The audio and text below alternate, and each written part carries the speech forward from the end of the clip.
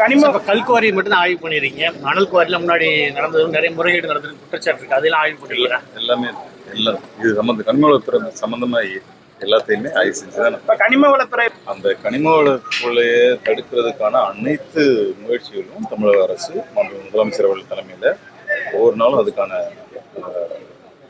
முயற்சி தான் எடுக்குது.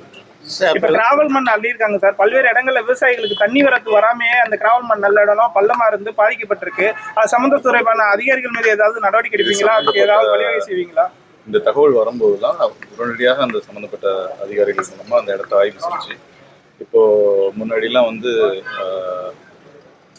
ஒரு கிராவல் அல்றதுக்கு முன்னாடி அந்த இடத்த சர்வே பண்றது, அதாவது ட்ரோன் சர்வே அதெல்லாம் முன்னாடி கிடையாது. இப்போ எப்படி சொல்லியிருக்கோம்னா, அது அல்றதுக்கு முன்னாடி ட்ரோன் சர்வே பண்ணி ரிப்போர்ட் கொடுத்துட்டு அதுக்கப்புறம் அழுனதுக்கப்புறம் முடிச்சதுக்கப்புறமும் ட்ரோன் சர்வே பண்ணுங்கிறது நம்ம மாண்பு முதலமைச்சர் சொல்லி அப்பதான் சரியான அளவு அள்ளியிருக்காங்களா இல்லை அதிகமாக அள்ளியிருக்காங்கிறது. கட்டுமான நிறுவனங்களுக்கு குவாரி அனுமதி இல்லாதனால மணல் டிமாண்டா இருக்கு அப்படிங்கிற குற்றச்சாட்டு இருக்கு.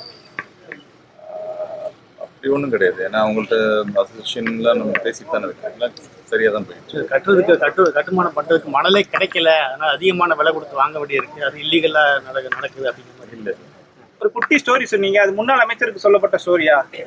மக்களுக்கு சொல்லப்பட்ட இல்ல, எல்லா இடத்துலயும் ஸ்டோரி சொல்லுவீங்க, ஒரு எடுத்துக்காட்டா இருக்கும். இல்ல அவரு அமைச்சர் ஒரு ஓட்டு வித்தியாசத்துல சொன்னது மாதிரி இருந்தது, அதனால மக்களுக்கான ஒரு அரசர் எப்படி அந்த இல்ல பல்வேறு ஸ்டோரி இருக்கும்போது அந்த ஒரு 99 காசு பிளஸ் ஒரு காசு சொன்னதுனால அது என்னன்னு கேட்கலாம் சார். வேற ஒண்ணும் இல்ல, நான் யோசிக்கவே இல்லைங்க.